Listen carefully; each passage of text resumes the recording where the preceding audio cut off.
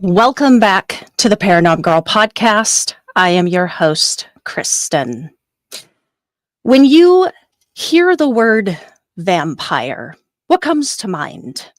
Fangs, blood drinking, garlic, wooden stake?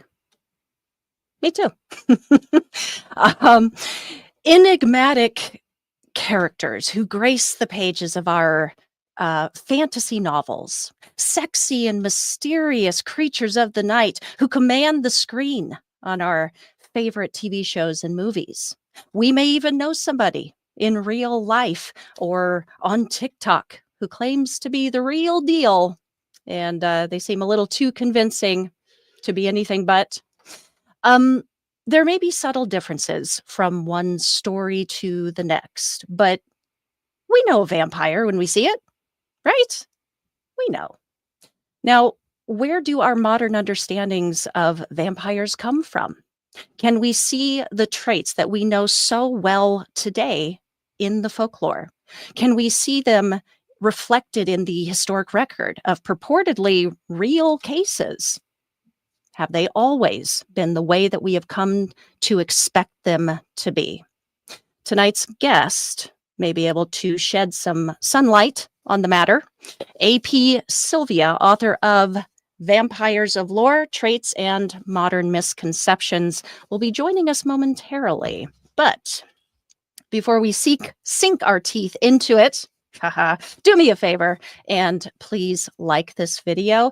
And if you are watching on YouTube, make sure that you are subscribed. That helps the channel grow and it helps me to convince other cool people like AP Sylvia to join me on this program.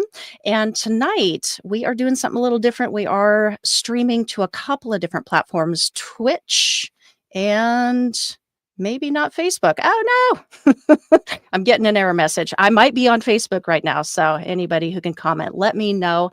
For anybody who is viewing this on those platforms, thank you so much. And put something in the chat so I can see that you're there. And thank you so much to those of you who are going to be watching and listening to this on the replay. Y'all rock. This is going to be an awesome show tonight. I'm really looking forward to this. If you have any burning questions at all regarding vampires or their lore, tonight is the night. Okay? Because this will be our first vampire focused guest on this show. We've been going almost 5 years, so this is the first. So anything could happen. Anything could happen, but, maybe just it might be a while before we get another one. So put those questions in the chat. And with that, let's go ahead and formally invite our guest inside. I will stop with the puns. I will stop that. AP Sylvia has long had an interest in supernatural beliefs with a particular focus on vampire folklore.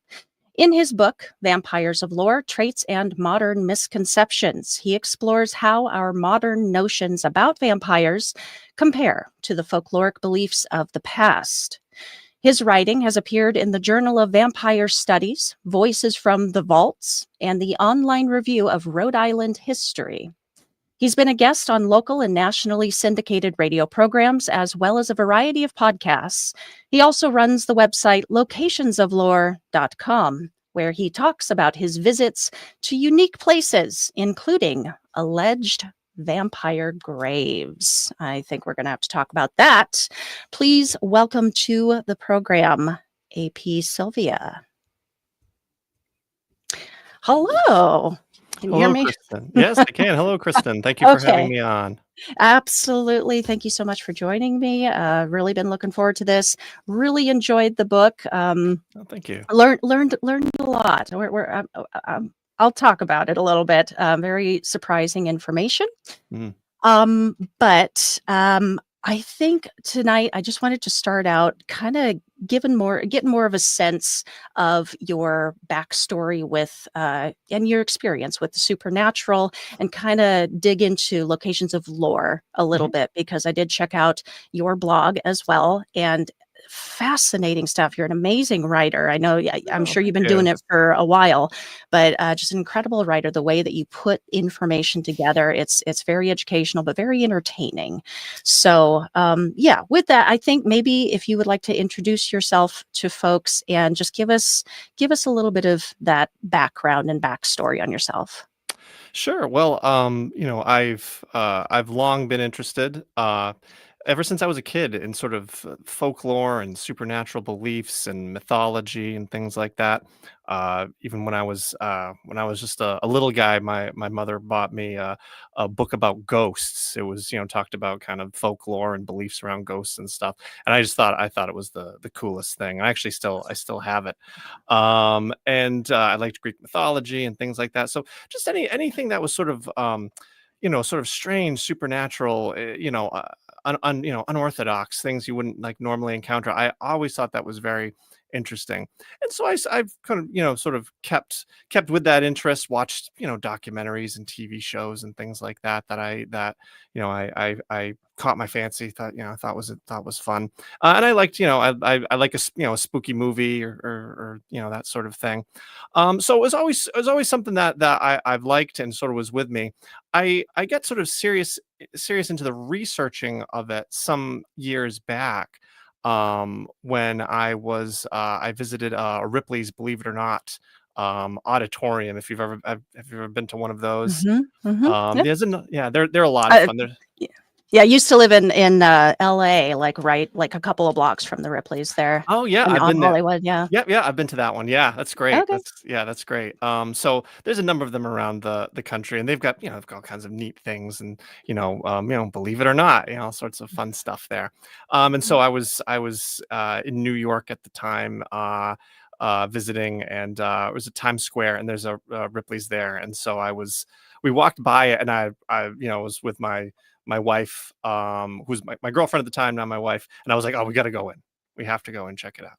And so we go in there, and it's great, all sorts of fun stuff. And they've got this really spooky area down in like kind of maybe a lower level, and they've got a uh, something that's labeled as a vampire killing kit behind glass there, and it's this wooden box, and it's got these like little vials in it, and there's like a mold for making silver bullets and whatnot. And I was like, what's this all about? And according to the label, it was they were supposedly sold to people who were visiting Eastern Europe, who were worried about getting attacked by vampires and that kind of thing. And I thought that was neat. And afterwards, when I got home, I just sort of, it kept rolling around in my mind. I'm like, what's the deal with that thing? Like, are there more of them? What's going on? And so I started looking into them, and there's some controversy surrounding them. I found out that some people claim that they are authentic pieces that are from like, the 1800s. And then there are other people that argue, well, they're actually modern constructions using materials from the 1800s. So someone takes Mhm, a box from the 1800s and some vials from the 1800s and kind of, a piece of wood, and sticks it all together and labels it as such. And one of the arguments for it being kind of a modern thing was like, well, this sort of reflects modern notions about vampires and pop culture things, and it's not really what anyone would have believed. And I was like, well, what did people believe then? What's the story there? mhm, And I started kind of looking around and doing a little research about, kind of true beliefs about vampire. What do people really believe? And I had watched some documentaries in the past, and I knew it didn't quite line up. And I just started digging more and more. And I found, I started going down different paths and finding different things and all sorts of beliefs from different countries. And I sort of wound up writing the book that you showed earlier, Vampires of Lore. mhm. And I sort of answered my question of like, okay, well, what I see in a movie, is that what people actually believe? Because we tend to think of that. We tend to think, oh yeah, like I saw Dracula. I know what people believed about vampires, but it's not necessarily the case, and that's the interesting bit to me. Mhm. Okay, okay. Alright, backtrack, I'm gonna have to keep my questions in my head. When okay, so that first encounter with the vampire killing kit Mm, at the Ripley's, yeah. was that when, like, the interest in vampires entered the picture? That was the start of it? I think that was when I had the focus for them. I've always been interested in all kinds of different things, different Right. legends and monsters and stuff like that. So and vampires were sort of among them. Like, oh, that's interesting. But then I was like, well, now I have a question I want to really Right. answer, and so that I Mhm. sort of narrowed my focus down, and that's what really caused me to dive deep into it. Okay, okay. Do you write about vampire subjects or like the graves that you have visited on locations of lore? Yes, yes. If you go to locations of lore, there's a link. There's like a categories link there, and one of the categories is vampires, and you can see a number of different articles I've written on some of the different vampire graves I've visited, and some other kind of vampire adjacent things. I saw some of the original handwritten notes from Bram Stoker when I Oh. visited Philadelphia, so that kind of thing too. But yes, a number of grave sites are shown. I've got pictures and talk about sort of the incident that happened around why people think this person was a vampire. Okay. Can you share one of those stories with us? Sure. So I think one I sort of like to talk about a bit is we often think about vampires as like Transylvania, Eastern Europe, and that's where they live, and that's where it happened, and that's it. And that's really a product of Dracula, of the novel Dracula, and its Hmm. impact on kind of our modern media. But there's vampire beliefs from all over the place, uh, and there were many vampire incidents actually in New England. The Hmm. United States. Okay. Yeah. So one of the last vampire incident in New England took place in 1892. So it was long time ago, but at the same time, like not a crazy long time ago, right? Um, so 1892 in Exeter, Rhode Island. So it involved a young woman named Mercy Brown, Mercy Lena Brown, and essentially the Brown family had lost a number of members of it to tuberculosis, which was then known as consumption. Mhm. And so basically consumption, people there's kind of it can present in kind of a couple different ways. Sometimes someone will be sick over a long period of time and sort of deteriorate, or sometimes people can get sick and seemingly get sick and pass away very very quickly. So the Brown family, the mother of the Brown family and an older sister had passed away some years ago. Mercy passed away from consumption a couple years later, and then her brother Edwin, her older brother Edwin, was also sick and dying of consumption. So Edwin had gone to Colorado Springs in the hope of like a cure. That was sort of a Right. common thing. People would go out west because they thought the kind of moist air of New England was causing the illness. And so he goes out there, and while he's out there, his younger sister Mercy passes away, and he doesn't really get any better. So he comes home essentially to kind of die among family. Yeah. So the medical community at this point, there's nothing there. They had no treatment for tuberculosis. There was nothing that they could really do. So it was just sort of watching him sort of slowly kind of pass away. And what happens is while he's home, some members of the community come forward and approach Edwin's father, George Brown, and they say, um, there could be something we could do to save him. And Mhm. it may be, in fact, that the other members of your family who passed away, one of them is actually causing his illness. And that's the reason he's dying. And so if we take action against the dead person who's causing the illness, then we could save your son. Right. So at first George Brown, he's not interested in it. He doesn't want to do that, but eventually he relents. And so some members of the community, they go to the local cemetery in Exeter, and they exhume the body of his deceased wife and an older daughter, and they also exhume the body of Mercy. Um, when communities would do this sort of thing, they would often look for vampiric signs, indications that something is not right, not expected, unnatural with Mhm. the corpse. And when they looked at the mother and older sister, they had been dead for quite a while. They had deteriorated to the point that they were beyond suspicion. They looked at those, and that was nothing. Nothing seemed amiss. Right. Mercy had only been dead about, I think it was two months at the time, something like that. She had died in winter, so she hadn't actually been buried in the ground. She was in a crypt in the cemetery, and so when they examined her body was still kind of well preserved, and they removed her heart and her liver. And they looked at the heart, they found blood in it. And while there was a doctor there who really didn't want to have anything to do with it, but he was the community doctor, so he was there, Dr. Metcalf. He said, "This is all normal. There's nothing strange here." But the community, they saw the blood in the heart and they said, "This is the proof. If there's blood Mhm. in the heart, that means that this person is somehow stealing the life, stealing the vitality of the living." So they took the heart, they took the liver, they burned it in the cemetery till to ashes. They took the ashes and they mixed them with water.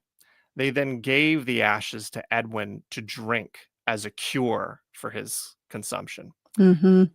And I don't think anyone would be surprised to find out that it did not work. Edwin passes away short time later.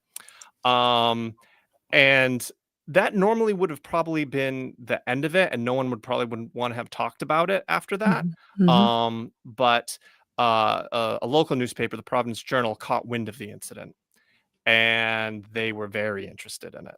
And so within like a couple days, they printed like two different articles about it, talking about what was done, and they kind of sensationalizing it a bit. And subsequently, local papers over the years would publish things about it again because it was very interesting, very shocking to everyone. And so that's very much why we know about it today, and we know so much about it today because of these various articles that got printed in local newspapers talking about it. Okay. But and that's just one of a number of different incidents that happened in New England, which I think is certainly not the place you tend to think of as having sort You of a history don't. in vampires, which is sure, but not so much vampires. Yeah, yeah, not the first thing you think of, but No. very, very interesting historical fact. Yes. Was that did I miss it? Did you say you were able to visit? Is it Mercy Yes, Brown's I grave? did. I went to Wow. Exeter, Rhode Island. I visited her grave there. It's still there. All the Browns are all there. You can see Edwin's grave, and you can see her Mm-hmm. father and her siblings and mother. It's still an active cemetery. So when you do go there, if people go there, you obviously want to be respectful, and you want to sort of not make a scene because there may be mourners there. And if you go to the cemetery, you can see some pictures I took of her grave.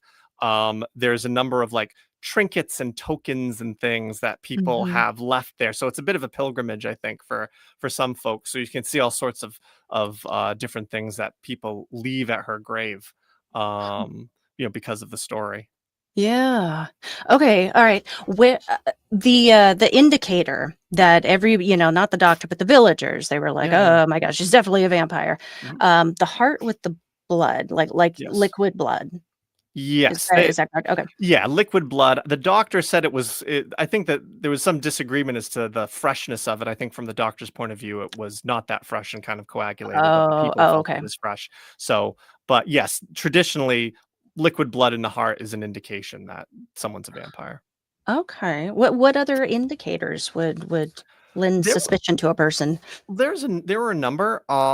Basically, anything that made the dead body seem like it was still living when Mhm. it's not.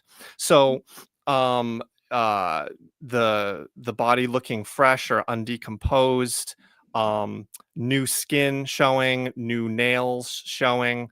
If someone looks like they've gained weight, if the color of their face is kind of pinkish or red, They sort of look healthy, they might look better than they did in life when they're viewed, in the grave. Yeah. Anything like that would be an indication that something unnatural is happening here. This person's vitality is being preserved at the cost of the vitality of the living people around them. Mm-hmm. The thing is that we tend to I think people then and now tend to think of when someone dies, they eventually turn into a skeleton. Right. And if you were to look at someone who's been dead X amount of time, they will look somewhere between what they looked like when they died and skeleton, right? Going, going in that moving in that direction. Mm-hmm. But that's actually not necessarily what happens during the decomposition process. A lot of things can happen. But not to get too, I don't want to get too graphic here on the Go show. for it. But during decomposition, bodies can bloat. They can kind of gain in size because of buildups of gases. Skin can kind of slough off, and the layers of skin underneath could look like fresh skin to people who don't know what they're looking at. If nails fall off, the nail beds underneath can look like new nails to people who, again, don't know what they're looking at. As skin recedes, it can look like hair's grown or nails have grown, all that kind of thing. And also blood around the mouth. That is a natural thing that can happen. That fluid can exit the body and be around the mouth and nose. So imagine you've got your suspicion that, this person who's been dead for, X amount of time, some months or whatever, is causing other people to die. You open up their grave and they've got a mouthful of blood. Mm-hmm. You're like, that's what, what else are you looking for? There's the vampire, Yeah. So it was oftentimes a misinterpretation of natural processes that were going on. Okay. Let's dig into the people a little bit that Sure. might fall under suspicion. In this earlier edition of Vampire, what and who are these people? Was this like your aristocrat kings and No, rich not people? yeah, I mean, I know in movies and stuff, it's always, some count or an aristocrat who lives in a big, a dark and stormy castle, whatever. Um, by and large, no, it wasn't some aloof, kind of,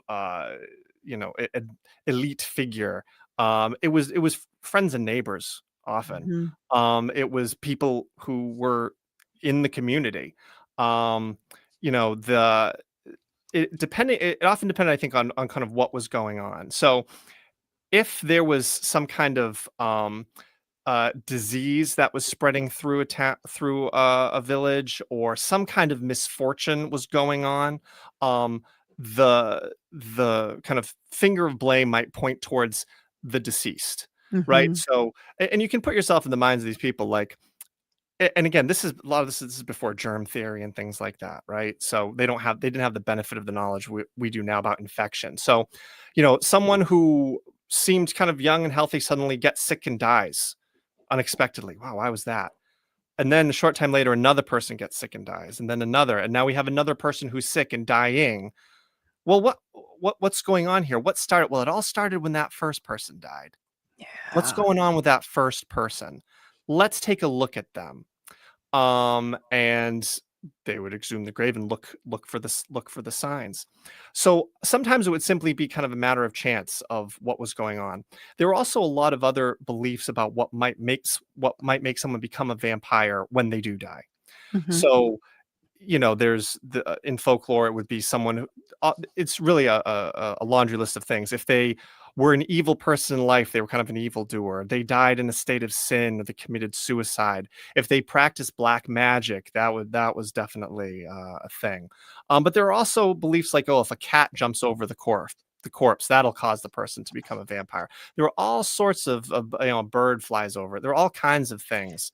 The seventh son might become a vampire. I recall that list in the Yeah, book, that the superstitions, the vampire superstitions, it's so strange because we yeah. do still see some of those superstitions, actually a bunch of them. I was very Mm, shocked today in Appalachian folklore, which are also immigrants of European descent. So I found that especially interesting for different reasons, superstition for different reasons. Sure, Like sure. the seventh son would have like psychic or healing gifts Yep. or something like that. But yeah, and the counting mustard seeds. That's Yes. in the book as well. I was like, what? Yeah, you use Yeah. that against haints and witches. Stop them at your doorstep. Yes. Sorry to Yes. interrupt, but yeah, No, that was exactly. Yeah, yeah. yeah. There's all kinds of interesting overlap between Hmm. different folklore from different places, Yeah. and kind of, oh, well, that's a vampire thing here. Well, that's a witch thing there, or a ghost thing Hmm. there, or something. They all influence each other. I think in Yeah. modern times we like to put things in boxes. Like, oh, that's a vampire, and that's all the vampire stuff, and that's a witch, and that's all the witch stuff. But folklore doesn't have those kind of boundaries. Hmm. Hmm. Yeah, yeah. It's really interesting to kind of see that evolution of I don't know, the superstitions, the thoughts, the beliefs, the fears, and Mm. how that I don't know interprets elsewhere. Well, that being said, is is the vampire like folklore, that historic folklore? Is that strictly a European No. deal? Yeah, Where else? we tend to think of it, right, as Hmm. European, Eastern Yeah. European, especially, but it's not sort of bound to that. Well, obviously, it made its way to the New World, right? Hmm. We're talking about the New England incidents. Um, Obviously, yes, Eastern Europe is very much present there, but you can kind of keep going in a wider radius.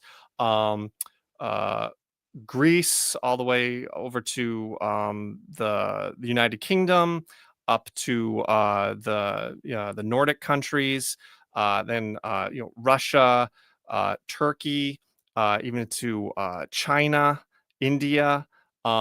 It's there's a lot of it's pretty widespread in a lot of different countries, a lot of different places. So certainly very present in Europe, not just in Eastern Europe, but Europe as a whole, but then even going over again to like Turkey and China, Hmm. in those places. Yeah, yeah. What's one of the more terrifying or weird versions that you've come across from another country? Well, one of the tricky things with vampires is like, well, what is a vampire? Because when you start, if you start reading articles or reading books about vampires, some people like they cast a really wide net when it comes to Mhm, vampires. So like some people love talking about this, but this often comes up in a number of different books where like in like Malaysia and some other yeah, Asian countries, there's this notion of I think a penanggalan, I think it's called, where it's not a dead person, it's actually a witch. And that's why I kind of don't classify it as a vampire, but it often kind of does get lumped in. It's a witch who at night her head detaches from her body, and her organs and entrails stay attached to the head, and it floats around, mhm. and so it goes and will like suck the blood out of like children or whoever, and then it will float back to the body, and then I think it has to like soak its innards in like vinegar so it shrinks back down and then can fit back into its body. So And involved. My yeah, goodness. yeah. Yeah, and so people would leave, like, thorns and stuff around, like, the like, Yeah. branches of thorns, so it would snag its snag its organs on it, so that's not necessarily a pure vampire, but it's definitely it's quite striking in the imagery, let's say. Yeah, yeah. Hey, David, welcome, welcome. Good to see you, man. Okay, yeah, it's a lot of work to be a vampire. I know, Golly. yeah, Okay, getting back to the folks. So a person is suspected, that there's been a sudden death, sudden yeah. illness. Somebody is suspected of being a vampire. You go and dig them up. They've got all the indicators. What are ways of solving this problem? What were ways of ending the vampire at this point? So there's different ways, different approaches that were done, but they tend to follow a lot of the same themes. You know, we talked about staking a vampire. I think you might have mentioned Mhm. staking at the Mhm. top of the show. Um, Definitely. Oh yeah, Last Voyage of the Demeter. I did watch that. That was Yeah. a lot of fun. Um, so people would stake vampires. They would drive a stake into the heart in some places, in Mhm. some cultures. Um, we tend to think of staking a vampire today as something that's with a wooden stake is. magical, it has sort of a magical consequence of like, oh, that's a weakness of theirs. So if they kind of lunge at you and you stake them with the wooden stake, they'll die. If it was anything else, they wouldn't. But there's some sort of like weakness or magic involved with Mhm. it. I feel like in a lot of shows. That wasn't necessarily the case in in times gone by. In some of the accounts they talk about they drove a stake through the vampire, pinning it to the ground is the words used sometime. So really the idea was that the stake would go through the vampire and stick them to the ground underneath them, so then they couldn't actually like get up. Um, Okay. so it was kind of a physical thing you were doing, a practical thing. Like, I want to pin it down to the ground. The wood that they would use, though, sometimes it was important the kind of wood they would use. They would use, like, depending on the place, like hawthorn or aspen or whatever, Mm. because they thought that wood made the stake powerful. Like it had some kind of magical quality that it would work and kill the vampire. So you couldn't just use any wood. You had to use a certain kind of wood.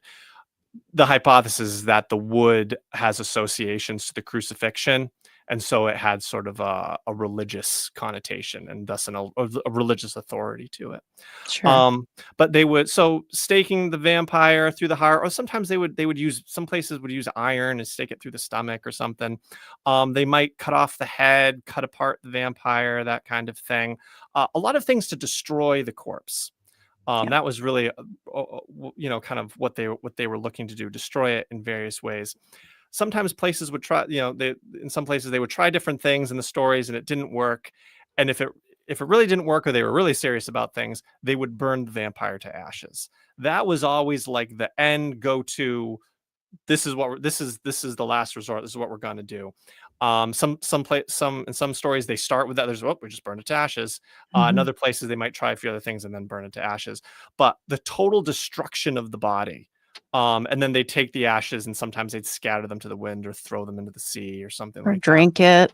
Yeah, or drink it. Yeah, or drink it. But you can see there's this notion that the vampire, it's a physical sort of in reality kind of problem. Mhm. And so sort of a physical solution was needed oftentimes to really kind of put an end to the thing. It wasn't, sometimes there might also be, someone doing, prayers and an exorcism or something like that too. But by and large, you had to destroy the thing in some way, and then people kind of, there was the catharsis, right? Like we did Right. something, we took action, and now we're saving ourselves. Right, right. Well, reading about the various methods of, killing a Yeah. vampire, got me thinking about the time period of these early accounts. Some of the early accounts that you talk about, the time period at that time in Europe, and realizing that that these people were very ignorant to a lot of things that we might take for granted Mm, nowadays, and uneducated in a lot of things, and very fearful. They're fearful based people, and they did a lot of not great things mm, to things that they were afraid of. People like witches. They did yeah. a lot of not great things. And so I was just curious, because they would go to these seems like very extreme lengths to kill the vampire. But what we're talking about here is a deceased body. In all of your research, did you ever come across any reports or indication that sometimes this took place with living people that they suspected were vampires? Yeah, well, there's certainly overlap between sort of witch folklore and vampire folklore. Mhm. And there were beliefs where, like, you had the strigoi, and the strigoi could be living. It was a living person who's a witch, and after they die, they become an undead strigoi, a vampire. Um, so with the vampires, by and large, if they were thinking it was a vampire in the traditional sense, the finger of blame would often go towards a dead person, someone in the cemetery. Um, if there were thoughts that it was more a living person, a witch, then you're on the other side of things. There was an account where I read where a person there was I think it was a farmer who he kind of got sick and he had a wound on his neck, and the wound got worse and he eventually died. And suspicion there was a suspicion that was a vampire, and then it fell on his wife, who was it was a living person, and she and she was apparently very religious, but she took off. She left town. But then I think again you're getting that mixture of, well, it's a vampire, but it's a living person, so it's more like a witch. So Mhm. I think the lines there could get blurry at times. And that's the thing, because a lot of places they thought, well, if you were a witch in life, you'll be a vampire in death. Yeah, right. Oh, okay. Okay. So that was one way you could become a vampire. Another way, Nosferatu with Willem Dafoe and Yeah, Dracula that's with Gary good. Oldman and Anthony Hopkins ranks It's one of right my up there too. favorites. Yeah, one of my Absolutely. favorites. Yes, yes. What's another favorite for my listener here, David? He does like his movies. Oh, I mean, any of the old the Hammer movies with Christopher Lee, like the Mhm. original is pretty good. Taste the Blood of Dracula, I like that one. Obviously, the Universal classic with Bela Lugosi, Dracula. I like that one a lot as well. You can watch the original Nosferatu. That's kicking around out there. It's a silent movie, so you kind of got to be ready for it, but it's kind of cool. You can kind of appreciate sort of the atmosphere of it and sort of a very early interpretation of Dracula. So Yeah. Oh, awesome. Find a copy of that, David. We'll watch it for Patreon movie night. AP, let's talk about traits because look, I will say I appreciated this book for a couple of reasons. I really appreciated the straightforward kind of simple way that you laid out the information. It's a lot of information, but you laid it out so very simply. Anybody can consume this content. So if you just want to stick with what you wrote and get, that way through the book, awesome. It's going to be an awesome read. But there's like this academic flair to it as well, where you include the sources that you used and links. If folks want to dig deeper, they can. So this was my jam. thank you. Now, like I was telling you earlier, I learned a lot of surprising info from this. And to the point, it's stupid but funny, but it's kind of like that feeling of like, I get to the end of the book and it's like, oh my God, is nothing real anymore? What is reality? I've been lied to. And I'm talking about the traits, different Mm, traits and behaviors versus, the historic folkloric version and our modern interpretation. yes. And so to start that, I wanted to say, I was surprised. So let me throw that back on you. What was like some of the bigger surprising discrepancies that you ran into when you first started digging into it? Yeah, I mean, I think for me, probably one of the biggest ones that you don't expect, because it's so integral to our vampire imagery today, are the fangs. Ugh, man. I Just, know, right? ugh, ugh. I know. It's so funny. Like I often kind of, if I talk about it, I sort of feel like I'm like ruining Santa Claus or something like that.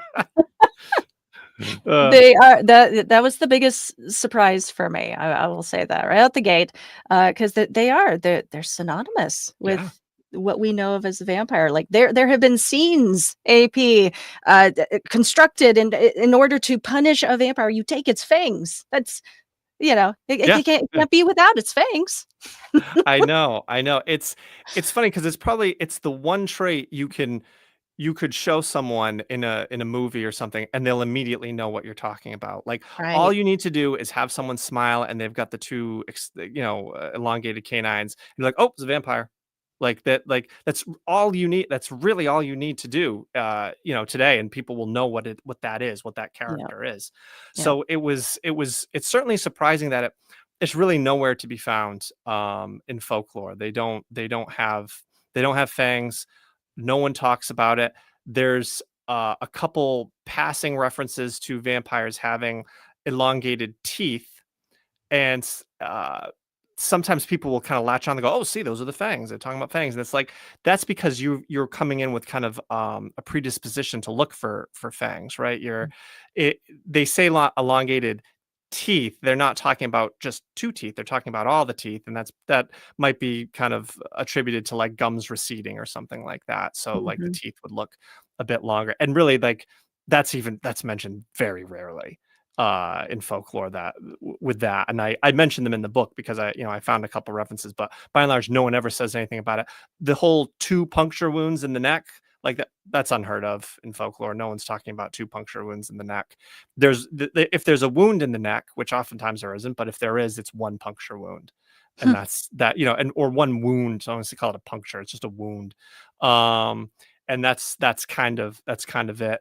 There's one reference too with where the vampire supposedly has like a barb on the end of its tongue or something, which I kind of find sort of interesting So imagery. strange. But Yeah. yeah, but normally no, there's no fangs, there's no two fangs in the throat or anything like that. No one mentions it. That's a product of 19th century fiction. It was invented for a writer came up with that. um and it first appeared in a penny dreadful called Varney the Vampire. And it was it ran for a long time, and I think it got compiled into like an 800-page novel or something. It's huge. And that introduces like the two wounds and the fangs, and that just caught on, and that's now kind of with us. And it is sort of, put it this way, if there's a show where the vampire doesn't have fangs, Hmm. um you have to acknowledge that in the show somehow. There's usually like a conversation where like, well, people think vampires have fangs, but they don't. They'll put that in the movie or in the TV show Right. Right. because you have to acknowledge it, because people won't accept that it's a vampire without fangs. You have to like hang a lantern on it and be like, nope, this is what we're doing with the character. um but there's a great episode of the X-Files where they went with a more traditional vampire, and like this kid has fangs and stuff, and then like he takes the fangs out of he's a vampire, but he doesn't really have fangs, but he has fake fangs in, and he takes them out. um so you have to acknowledge it. It's a given. But yeah, in folklore, they don't mention it, and oftentimes there's no wounds or anything. Like, people are getting sick, they're dying, there's no Hmm. mention of how of oh, they had a wound, or there was this is where they lost the blood. There's no mention of that. There's no talk about that. It's simply they're losing their vitality somehow. They're losing Yeah. their life somehow. Yeah. And it's being done through sort of unseen means, perhaps, or the vampire's kind of sneaking in and does it in a way that doesn't leave some kind of mark. Right. It is more, it's like magical almost, the Yes. initial concept of it. It is more witch-like. I understand the, not drawing of lines between that. It's a little bit more fluid. Uh, well, a couple of other traits, and I wonder maybe if you could just expand on them, just so we can teach folks a few more. Just ones that surprised me.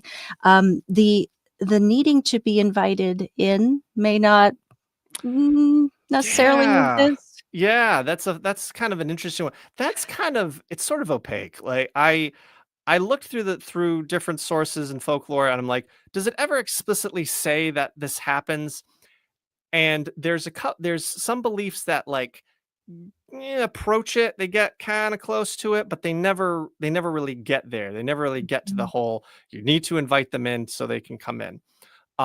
There's some beliefs where a vampire would kind of go through the town and come to the front door and call out to somebody, you know, and if you respond to the vampire, that then you'll die, or the vampire will injure you in some way or something. And so the trick was to not respond, or depending on the place, the vampire would only ask one other time, or they'd ask once, or they'd ask twice, or something like that. So you'd have to wait for the person to ask multiple times for, Mhm. hey, Bob, are you there? And before you should respond. Um, that people, again, I think people will hear that and go, oh, that's the invitation. It's like, they weren't asking for an invite in.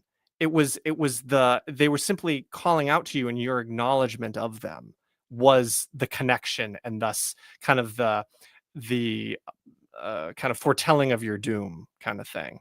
Yeah. So it wasn't like suddenly, oh, now they're coming in and hanging out. Like, that's not really what it was. It just, it meant that if you responded, you would then die. Um, so you kind of get close to it, but not quite. There's another tale where this this young lady, like her paramour dies, but she doesn't realize it, and then he comes back to her house and calls out to her at like her window, and she doesn't know he's dead, so she thinks everything's fine, and he asks her to come outside with him. He and the story kind of specifically states, well, he can't enter her house because it's clean and holy, is the phrase they use. So even if she invited him in, I don't think he could have gone in. Right. He had to get her out of the house because it was like a sacred place. It was a good place, and he couldn't enter a good place. So you really never you get these kinds of notions of it, but it never really gets there. It really gets there with Bram Stoker and Dracula. There's a short story that comes before Dracula where there's another vampire. There's this vampire who's very kind of haughty, and he gets the people to invite him in, and maybe he needed them to do that, but maybe he didn't, and he's just because he likes making kind of like inside jokes that he's a vampire and they don't know it. Like he toys with them, right? Toying with his price. So you're never really sure, like, was he toying with them or did he really need that invite? Mhm. But Bram Stoker makes it crystal clear: the vampire needs to get an invitation, and that's how the vampire gets in. And honestly, when you think about it from the historical accounts, like the notion of an invitation kind of wouldn't even kind of work in the incidents that happened, because people were dying, and it's not like they were inviting anybody in. They were just getting sick and dying. Mhm. So that wouldn't have even quite fit with the events that sometimes people saw play out in their communities, where there was an illness that was going around or something else bad happening, a drought or something. But yeah, it wouldn't have quite fit anyway. So Folklore kind of walks near it, but Bram Stoker kind of seals the deal and makes it clear. Okay. Okay. You do this with so many traits. Any trait that you can think of that you associate with vampires, just anybody watching, listening on the replay, any trait you can think of, he's written about it in the book, and we won't say whether it's created or made it all the way through. But that being the case, uh, since it's publishing, have you gotten any pushback from, like, let's say, vampire purists? No, I don't. Maybe they just don't know about me. Ooh. I don't know. Maybe I'm flying under the radar. No, I haven't gotten any. I haven't gotten any pushback on anything I've said in the book or any claims.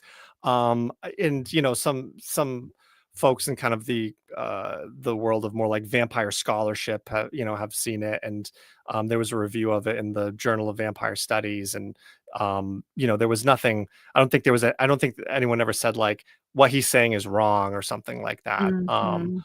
I think from a scholarship point of view, I think I'm pretty good.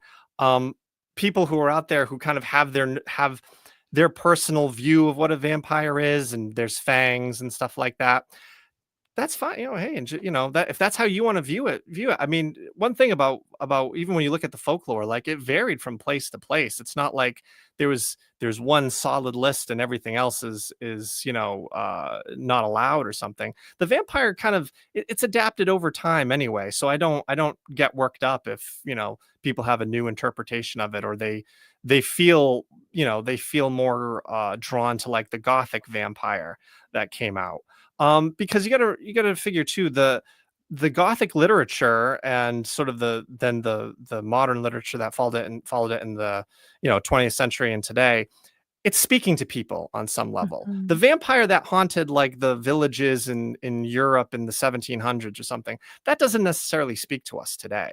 We're not Right. necessarily, someone gets sick, they go to a doctor and they get medicine, like you're not necessarily worrying about that today by and large. Although I will say that there have been incidents in modern history of these vampire incidents happening in the 21st century, in some remote places. Really? But yeah, but by and large, the general public, they're not too worried about vampires in that way. The Mhm. vampires, that we see in TV now, that's what captivates us. It's this sort of suave, sophisticated predator that lures you in. That's alluring but dangerous. Mhm. Mhm. That's the threat. That's the threat we worry about, right? Like someone I Yeah. think I can trust and is part of my community, and I think is an acceptable person. Turns out that they are hiding something. So Mhm.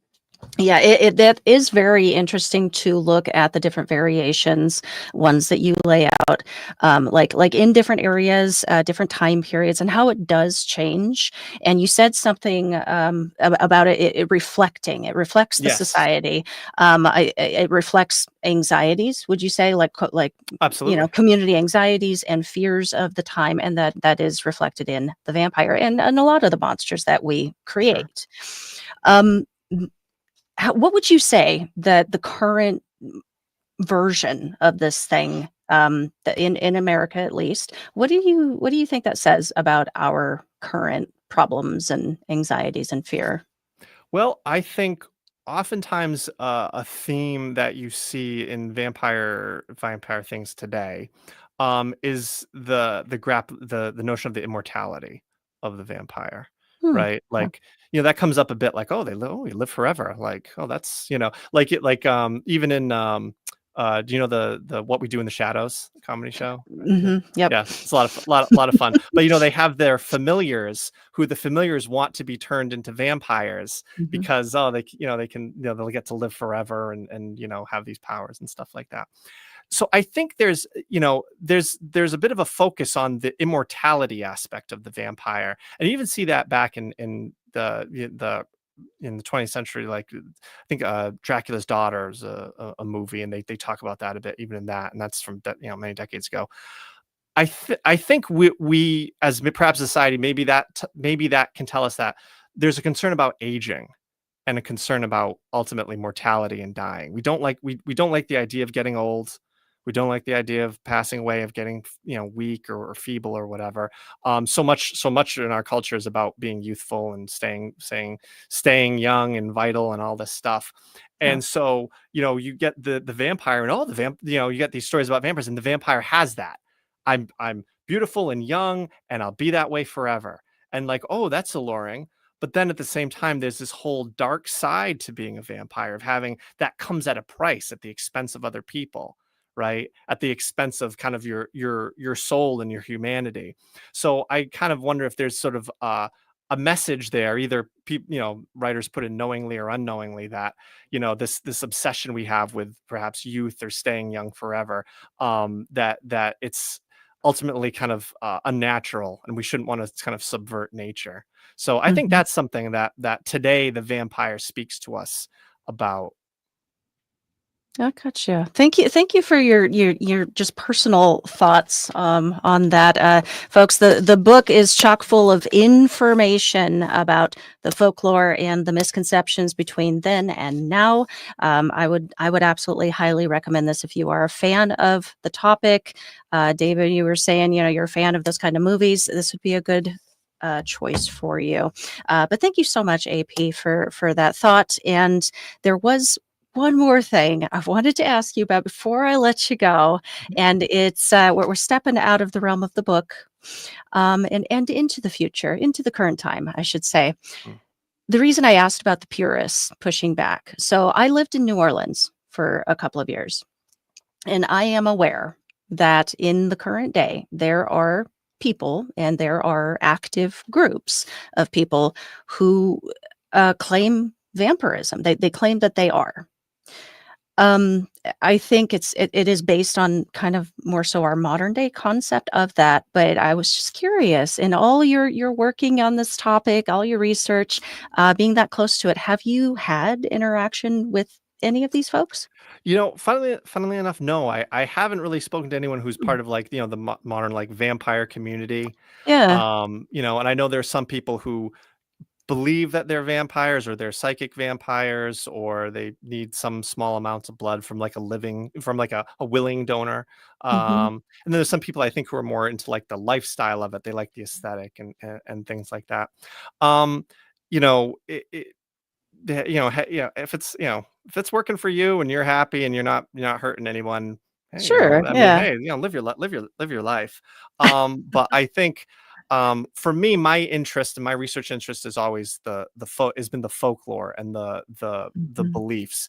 And for that stuff, the vampire is it w- they have to be it's a dead person, right? It's someone who lived and died, and Yeah. now they are coming back in this unnatural state, in this unnatural way. And in the folklore there, it was nothing, it wasn't anything you wanted to be. It wasn't, it terrified people. It wasn't alluring, it wasn't attractive, it wasn't anything like that. It was scary, and it was something people wanted to avoid. And people would be afraid of vampires. They'd be afraid of becoming a vampire themselves if they thought they Mhm. were somehow at risk of it. They didn't want, no one wanted that, in times gone by. When you get into the Gothic literature, 1800s, suddenly the vampire changes and becomes alluring and attractive and desirable and all this stuff. And that's a trajectory that the modern world has kind of gone with. Yes, yes. David, in answer to your question, he's asking what is the name of AP's book? It is Vampires of Lore, Traits and Modern Misconceptions. Check it out. All right, AP, we are at the end here, so let me ask our final questions to you. So, what have you got coming up? Any other further folkloric exposés in the works? Leprechauns, mermaids? Leprechaun. Well, I've got the website locationsoflore.com that I try to, post something every so often. I'm certainly overdue right now, but I was in Scotland not long ago, and I really like to write up some of that. I visited Melrose Abbey, which has a very kind of well-known vampire account that happened back in the Ooh, Middle Ages. So that was fun. I could talk to one of the people at Melrose Abbey asking about it, and they talked a bit about it. They were cool. You never know when you ask about these things at a place if people are going to be kind of into it, or they're kind of going to be, not comfortable with it. But yeah. so that was fun. So I'll be talking about that. And I'm thinking about perhaps another book where I explore some other kinds of topics, but we'll see kind of what happens there. Okay, awesome. And where would you like to send folks online to connect with you, to follow you, and where would you like them to pick up copies of the book? Sure. So, if you go to locationsoflore.com, I've got links to all my social media on there, so you can kind of see that stuff. The book is available on Amazon and I think a number of different online retailers. And I think if you go to like your local bookstore and ask if they can get it for you, I think they Mhm. can probably source it from the wholesaler. So, kind of wherever you feel comfortable about picking it up. Okay, very good. And help me close this one out. You've been excellent. Help me close this out. Would you like to leave my audience with any final thoughts, words of wisdom, or a piece of advice? Sure. So, I will say, in researching my book, it was quite often that sometimes I would read something that was maybe on a website or something quite modern, and it would make some assertion about vampire. Oh, people believe this or people believe that.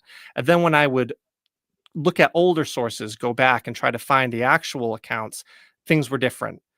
They didn't have some of the modern kind of expectations and stuff like that. So sometimes people would say things or post things, and they were being influenced by their preconceived notions about vampires.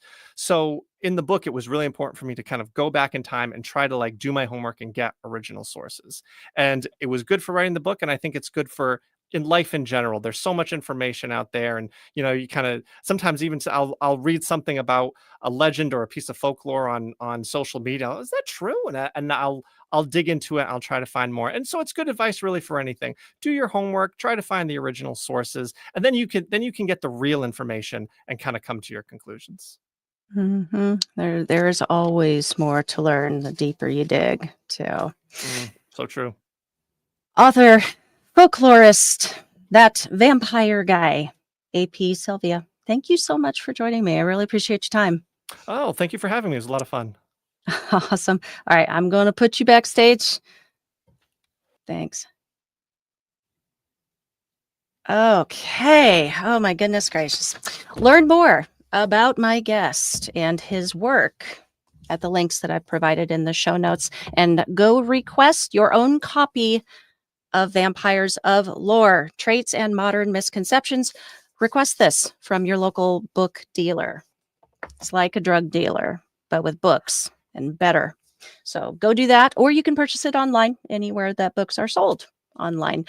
Before you leave, be sure you give this episode a thumbs up, I appreciate it. This episode will also be available on audio platforms in the coming weeks. So if you want to help the show out, you can do so by leaving an awesome rating and review on your go-to listening app or website. That kind of support just really, really helps me so much. I really appreciate it. For show updates and announcements, follow me on social at Paranorm Girl Pod. If you have a spooky story to share and you would like to see it featured on the program, send it on over to paranormgirlpod@gmail.com. And that's going to be it. That is a wrap for us for now. I will see some of you guys back here for the next live guest interview in 2026. Dudes, what happened? Where did this year go? I don't know. But yeah, I will be seeing some of you on the flip side of the new year for that next guest. For the rest of you, I'll catch you next week on all the regular listening platforms for our next solo adventure down the Appalachian magic, folklore, and high strangeness trail. So until we meet again, stay safe, keep the nightlight on, and sleep with one eye open.